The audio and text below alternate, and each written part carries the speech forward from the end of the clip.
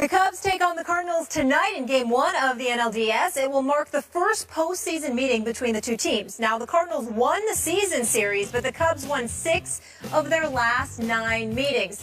Skip, we all know this. The Cubs haven't won the World Series since 1908. Is this finally their year? Molly, Stephen A., I said this on the show last week, and I'm going to repeat it.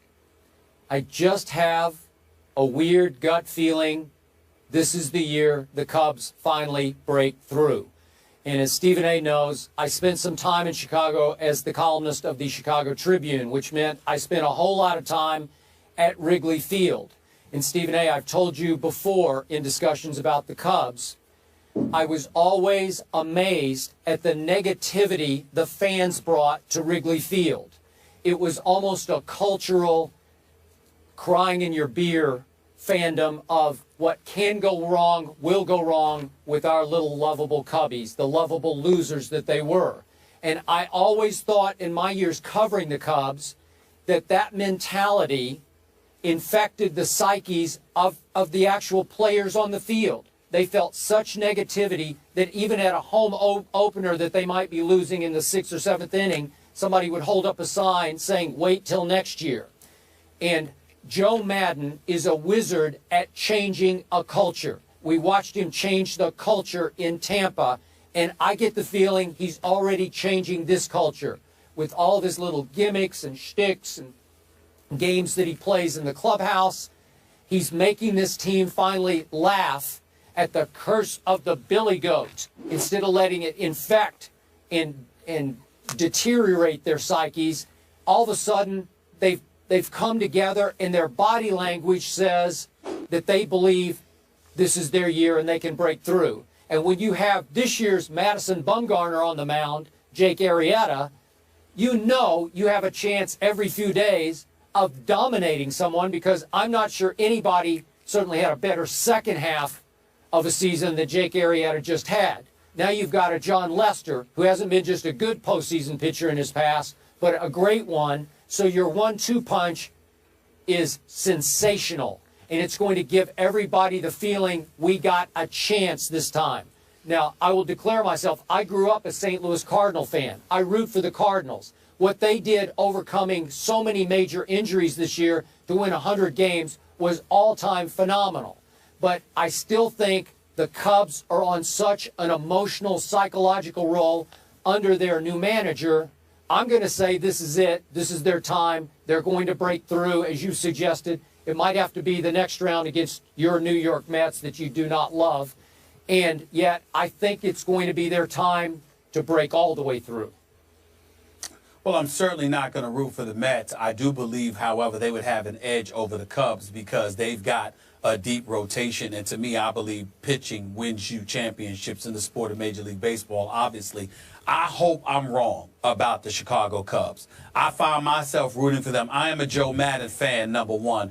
I am a Theo Epstein fan, despite the fact that he was in Boston before he went to Chicago, because I think he's phenomenal at what he does. But I look at guys, Starlin Castro has come on strong, Anthony Rizzo doing his thing. I look at this kid, Addison Russell and Schwarber, who hit a home run the other night. They've made contributions, and I'm a big-time fan of Chris Bryant as well. So they've got some talent on the Chicago Cubs. Here's the problem, Skip, and this is why, despite my hope, even though I love and respect the hell out of the St. Louis Cardinals, and I'm a huge fan of Matheny, the manager, and Yadier Molina, who I think is one of the best catchers, ever. This dude knows what he's doing behind that plate in terms of controlling and protecting his pitches and dictating tempo.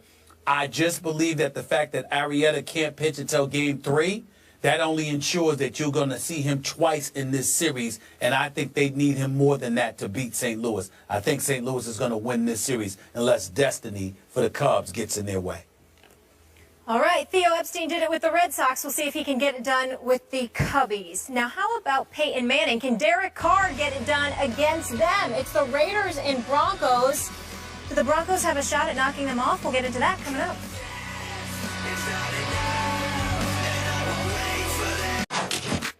Number 18 Michigan has recorded back-to-back shutouts after blanking BYU and Maryland in its last two games. They take on number 13 Northwestern this weekend in the Big House. The two teams rank first and second overall in the FBS for lowest points per game. The two best defenses there. Skip, you love some college football. You watch everything. Are the Wolverines, Harbaugh's Wolverines, for real this year? Molly, Stephen A., you better believe they're for real. Yeah? Okay. I believe, as much respect as I have for Northwestern, what Northwestern did early this year to Stanford was just stunning and extremely impressive to me, because Stanford went to Northwestern as a 10-point favorite and lost by 10. So I respect Coach Fitzgerald and what he's done there, but they will not win this game at the Big House. Here comes Michigan. Jim Harbaugh is a force of a head coach, both in college and in pro football. Obviously, we saw what he did at Stanford and what he did for the 49ers, and now what he is already doing in his first year back at his alma mater at Michigan. This team is for real because the cupboard was not bare, left by Brady Hoke. All of a sudden, Stephen A., I'm seeing Jim Harbaugh completely change the mindset, get into the psyches of young men who already had a lot of talent. That defense is athletic and talented and now very physical and very well coached. Very underrated defense. I'm looking at, you shut out an explosive BYU 31-0. Then you went to Maryland, which can explode on a lot of other teams, and you beat them 28-0 at Maryland. Are you kidding me? So now I'm looking at, yeah, this will be a close, low-scoring game because the way Jim Harbaugh is doing it is with ball control, killing the clock, running the football with Devian Smith and a stable of very good backs, and a quarterback who's a veteran transfer from Iowa in Jake Rudock, who's, you know, he's not great, but he's not bad. He's good enough for them to be pretty good. And now we look back at that opening night, remember that at Utah? If Jake Rudock hadn't thrown the late pick six in the fourth quarter, my goodness, they were in that game. Now that loss looks more and more impressive. That, of course, made that score 24-10, and they came back to 24-17. Utah is a dynamo, and we're going to see Cal go to Utah, so that's going to be very interesting with Jared Goff at Utah. But again, I think Michigan is about to make another statement, because Jim Harbaugh is one of the best coaches in the land, and that means pro and college football. It's interesting that you say that because I think they're for real. All I would add to you is that I think it's also a product of what we're seeing from the rest of the Big Ten right now. The number one or number two ranked team in the nation, at least a couple of weeks ago, was Ohio State and Michigan State. And both of them were relatively unimpressive and have been. When you look at Urban Meyer and what's transpiring at the Ohio State, Cardale Jones, J.T. Barrett, they don't, you don't see a lot from Cardale Jones, and it seems like he needs to pick one quarterback and just stay with him and ride that way. When you look at Michigan State, they seem to be a shell of what we thought they were going to be. The struggles just seem a bit too arduous. Their game in 2 weeks against Michigan, I think, is going to tell us a lot. If I remember correctly, just looking at the schedule right here, Skip, I believe that game is at Michigan.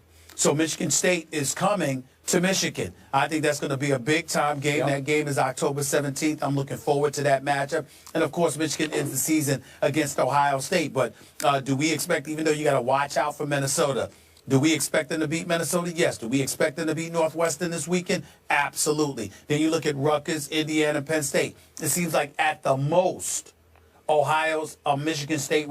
Michigan, I'm sorry, with Jim Harbaugh is going to lose at the most 3 games. The likelihood is that it's only going to be 2 games, and that's going to be obviously a vast improvement from what we've seen from them over the last several years. Last year, you got to remember, their numbers in terms of what they was putting forth, Skip, overall, they ranked 112th offensively overall, recording just 333 yards per game. Now it's at about 393. They're putting up over 200 yards rushing per game.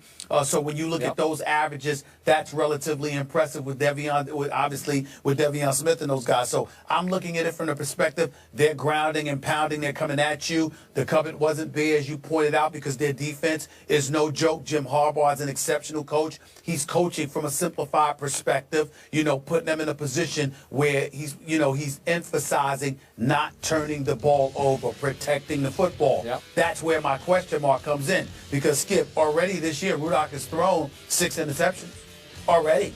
So even though they're annihilating folks over the last 3 weeks or so, the fact that against the Maryland, just looking at their schedule, the Marylands, the BYUs of the world and others, you still already have 6 interceptions in the first 4 games. To me, that's not a crazy deal, but this is an institution that last year had its quarterbacks throw 10 touchdowns and 18 interceptions. And so for me, I think that's something that Jim Harbaugh is going to pay attention to. I think Rudock has to cut down on those turnovers himself. I think if he does that, we'll see what happens. But I think ultimately, I only see the potential for 2 losses on this schedule. It's Michigan State and Ohio State, and I'm not sure they're not going to beat at least one of those teams. At least one of them. Okay, their last game, we got to remember, they have both Michigan State and Ohio State at Michigan. Both games are at Michigan this year. I think they win one of them. Hey, okay, Jake Rudock will become, he's very experienced because he was a longtime starter, obviously, at Iowa. I think he will become more and more of a low-risk game manager under Harbaugh, and I think they will be effective enough on offense to beat Michigan State at home. I'm still not quite sold that they can beat Cardale and company because I think Ohio State is just still a little more talented. And last year, sometime in the mid-year, Ohio State caught fire. And I think they will again. And I think they might be a little too much for Michigan, even in the big house late in the year. Mm-hmm.